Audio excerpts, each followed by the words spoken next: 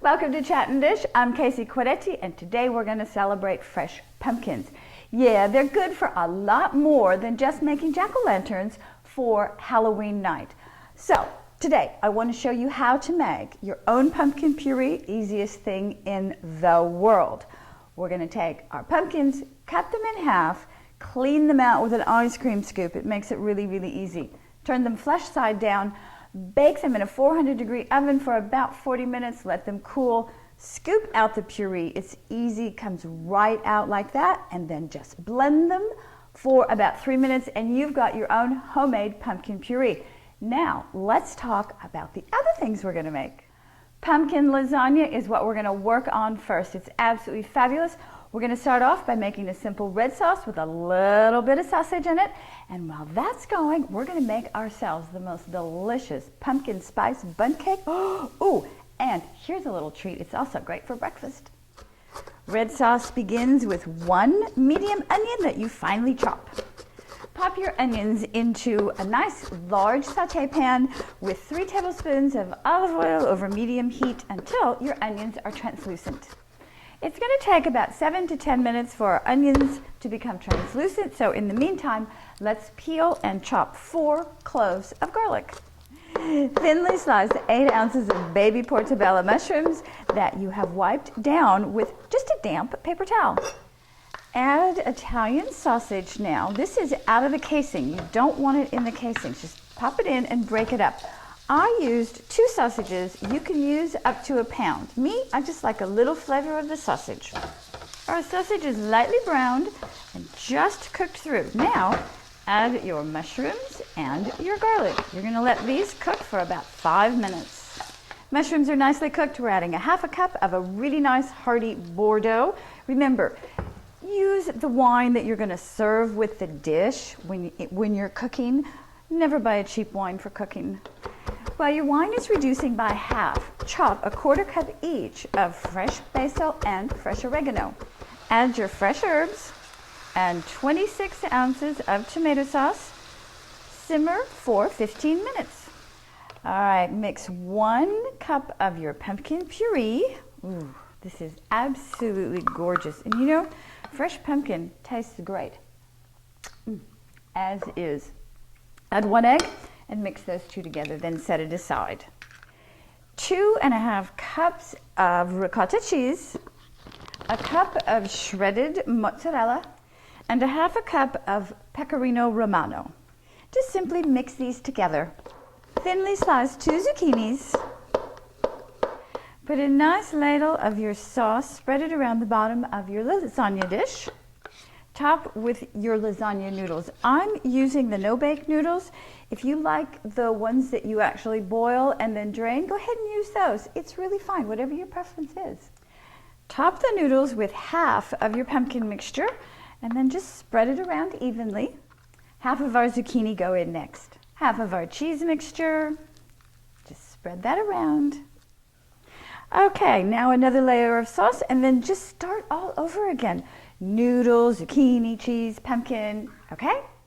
Top your lasagna with a nice full cup of grated mozzarella. Now it's into a preheated 350-degree oven for 40 minutes until it's nice and bubbly and all melted together.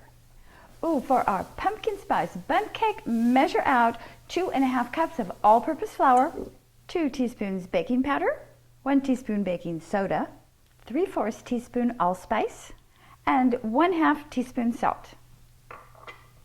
Whisk these together. Make sure it's mixed in well and then set aside.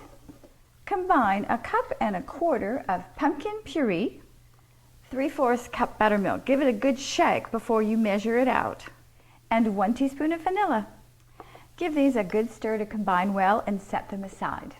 Combine 1 1/4 cups of white sugar with 1½ sticks of softened butter. You want to beat this together until it's light and fluffy. Add 3 eggs, 1 at a time, mixing for about a minute in between each addition. Add 1/3 of your flour mixture and 1/3 of your pumpkin mixture and mix that up well. Another 1/3 of your pumpkin mixture and another 1/3 of your flour. Make sure that you scrape your bowl down in between also. Add your remaining pumpkin and flour. Mix 2 minutes on medium speed.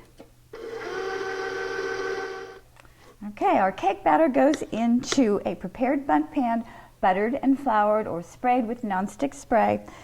Get that into your bundt pan and you're going to bake it for about 45 minutes in a 350-degree preheated oven. Nice thing is, if you do this and the pumpkin lasagna on the same night, they can bake at the same time. Perfect, huh?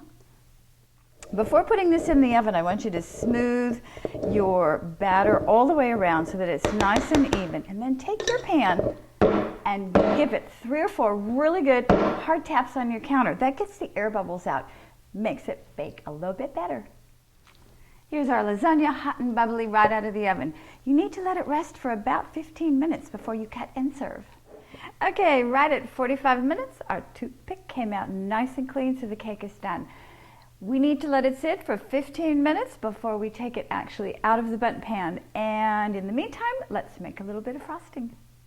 I have 1.5 cups of powdered sugar, and I'm going to add in about 2 tablespoons of our buttermilk. And then I'm going to mix these together. If it needs a little bit more, no problem, we'll just add it. Okay, this is a perfect consistency for drizzling on top of the cake once we turn it out of the bundt pan. And yes, we're going to drizzle this on a warm cake. I know that's unusual, but that's how we work on this one. Okay, let's unmold this spice cake. Oof.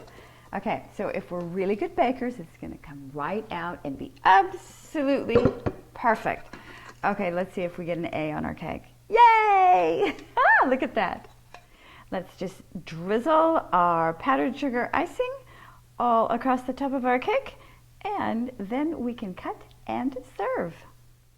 I know pumpkin lasagna sounds a little bit odd, but don't be deterred.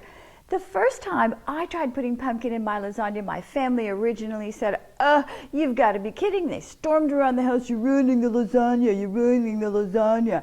By the time it came out of the oven, they were so hungry because it smelled so good. They tasted it. They have loved it ever since. I'm so excited. First shout out today goes to my friend Josie and her blog, Off the Hook on the Plate, for smoked salmon tropical bites. Now listen, Josie loves to fish, and she did this recipe for a competition and she won. So this is an award-winning appetizer. You simply must try it. Get over and visit Josie at Off the Hook on the Plate and make sure you pick up on the recipe for smoked salmon tropical bites. Okay, second shout out today is a little bit nostalgic because we are going to be visiting Canning Granny, and we're going to check out her oranges in Cointreau syrup. Ooh, I got to tell you, they're really fabulous. The blog is all about canning, her joy of canning. She's got great recipes, phenomenal photographs. It's like looking through a magazine. Definitely get your canning ideas on over at Canning Granny, and make sure you check out oranges in Cointreau.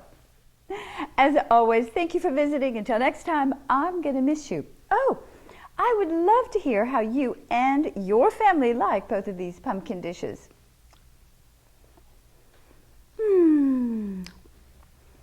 Okay, no bragging, it's fabulous.